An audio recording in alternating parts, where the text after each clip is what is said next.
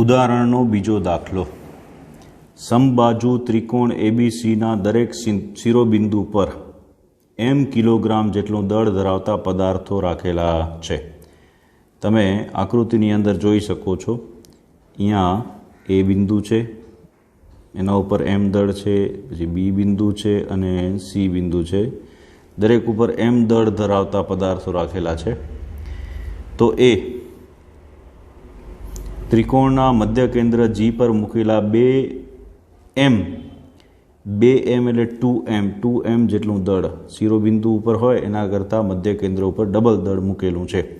2m જેટલું દળ પર કેટલું બળ લાગશે? તો કે પરિણામી બળ શોધવાનું છે.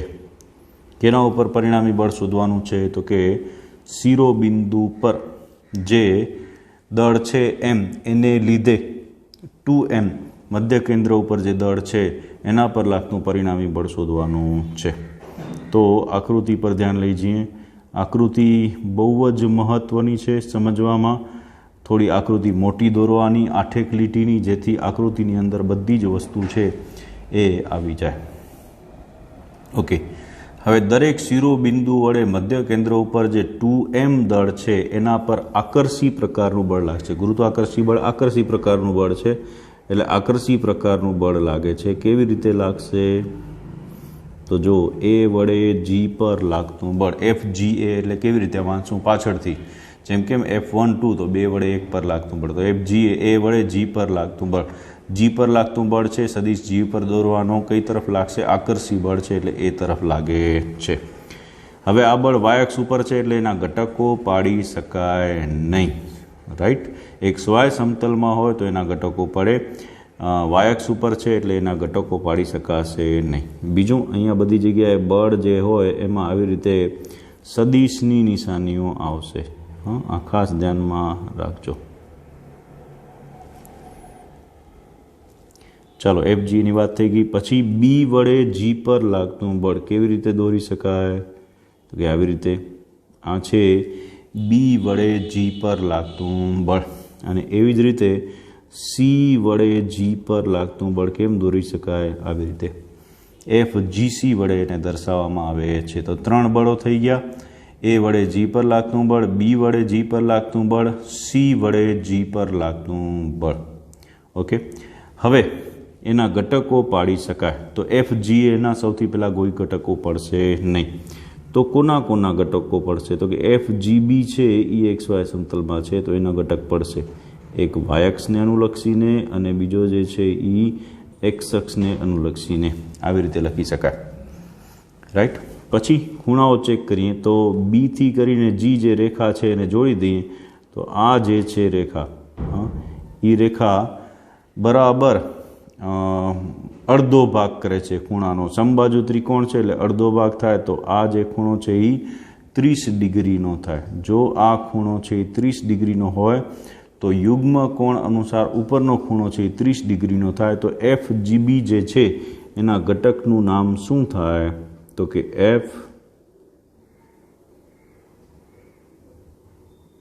FGB તો ખરા જ. રાઈટ? પછી એનો પાસેની બાજુનો ઘટક થાય એટલે કોસ કેટલા થશે? 30 ડિગ્રી. ચાલો, આટલું લખ્યું. પછી કયા અક્ષને અનુસરે છે? x અક્ષને અનુલક્ષીને એટલે કેરેટ I થાય. અને વિરુદ્ધ દિશામાં છે, ઋણ x અક્ષની દિશામાં, એટલે નિશાની કેવી આવશે? માઇનસ. બોલો, આ જે છે એ ઉપરના ઘટકનું નામ થશે. તો નીચેના ઘટકનું નામ શું થાય? તો કે નીચેનો જે ઘટક છે એનું નામ થશે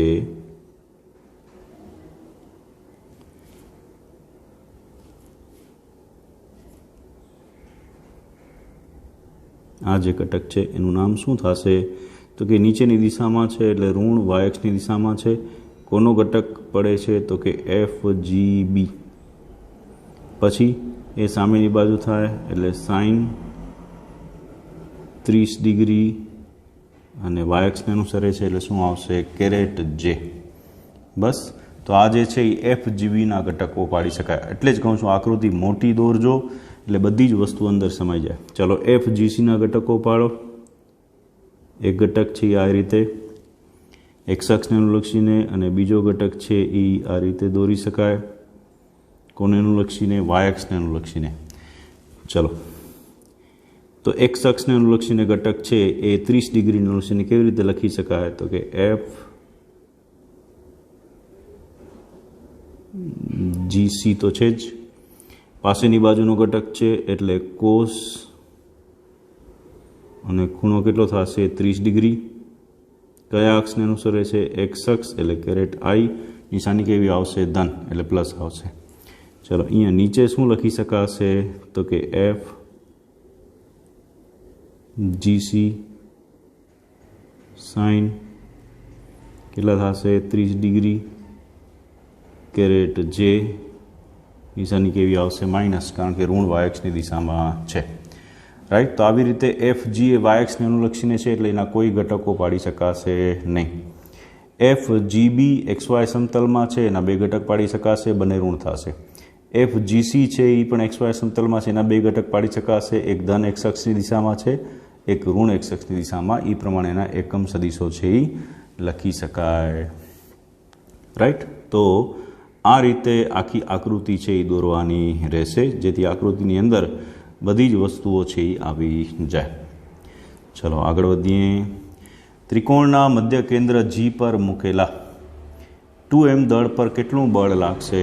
તો કેટલું બળ લાગશે? તો કે બધા જ બળોનો સરવાળો, પરિણામી બળ.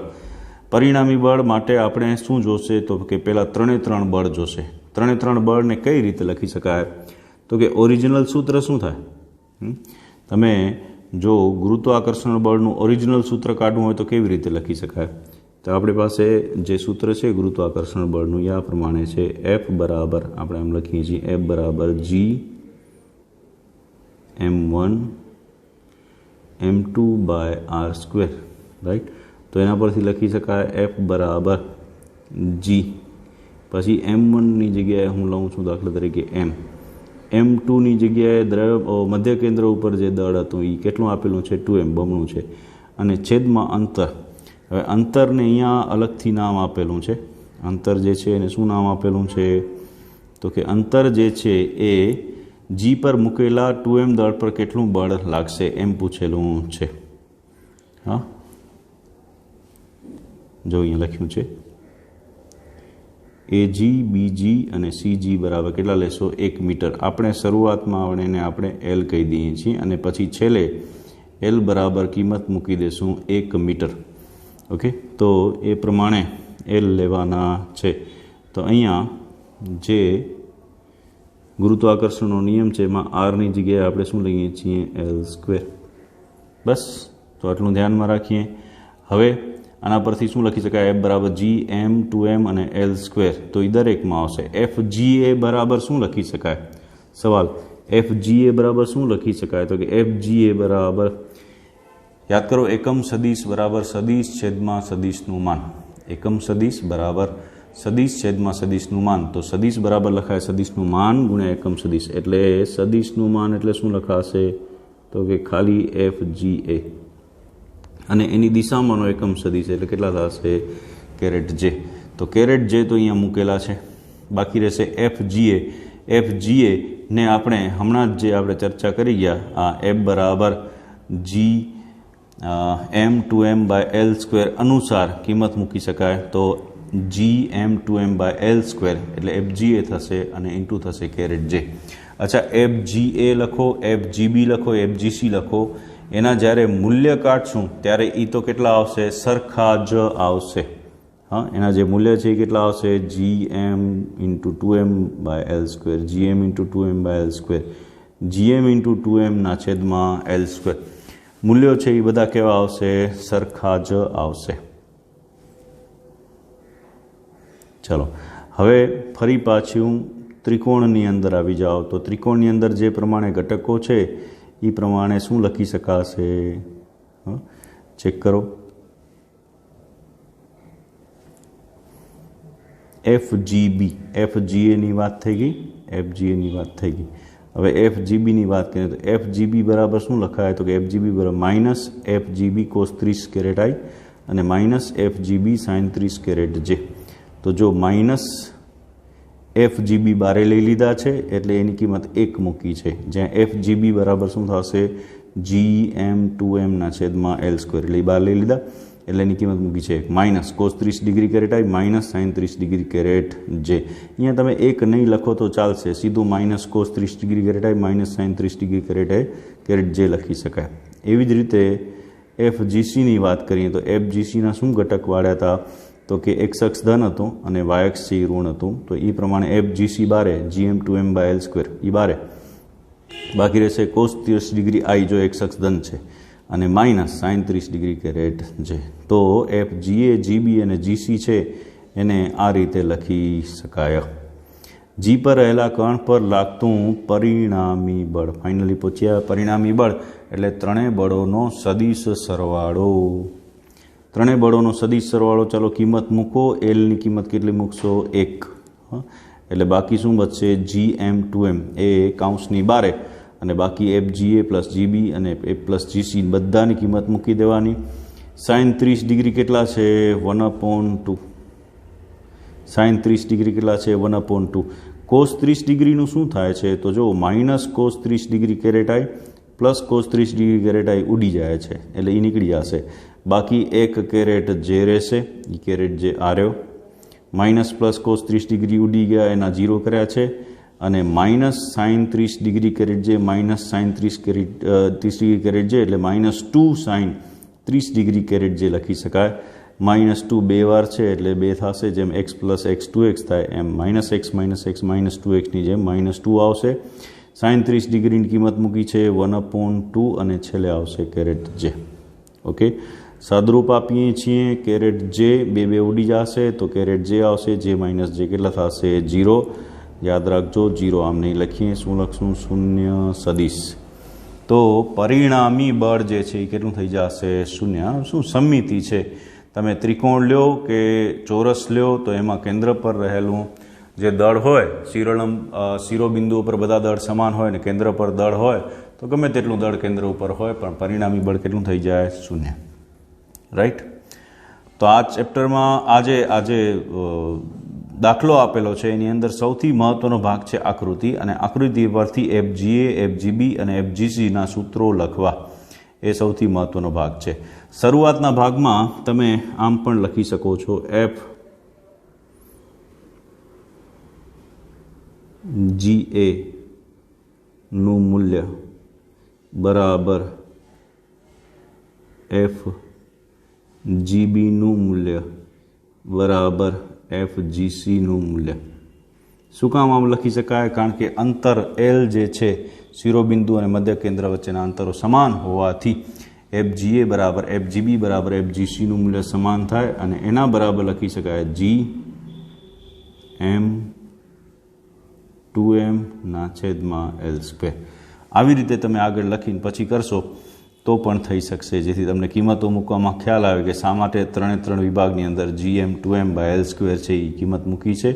કોમન કાઢ્યા છે એટલે એક સ્ટેપ દરેકમાં ખાઈ ગયા છે, આપણે પણ ખાઈ જવાના, વાંધો નહીં, કોમન કાઢી નાખવાના અને પછી સીધો જવાબ છે એ આવી જશે. F = સાદરૂપ આપશો એટલે કેટલા થશે 0.